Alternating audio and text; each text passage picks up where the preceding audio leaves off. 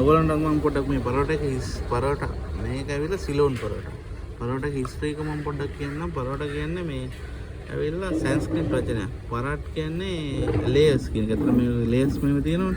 ඒකින්ද ඒකට කියන එකක්. එතකොට මේ ආර්ට් කියන්නේ පිටි. එහෙම තමයි ඒක හැදිලා තියෙන්නේ. ඉතින් අද මට සෙට් වුණා මේ ඉන්දියන් එක්කෙනෙක් කියන සිලෝන් පරෝටා කියලා එකක් තියෙනවා කියලා මට කිව්වා. ඉතින් මම ඒක පොඩ්ඩක් try කරන්න කියලා මේක තමයි සිලෝන් පරෝටා කියන්නේ.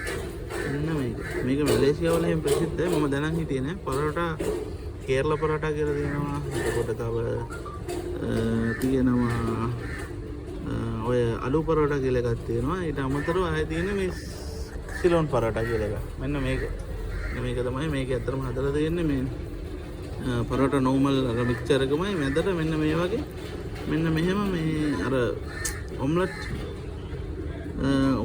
කලකි ඔම්ලට් කියලා තියෙනවා. ඒක දාලා තමයි මේක හදලා දෙන්නේ. මෙන්න මේ විදිහට. ඔයාලට පේනවද?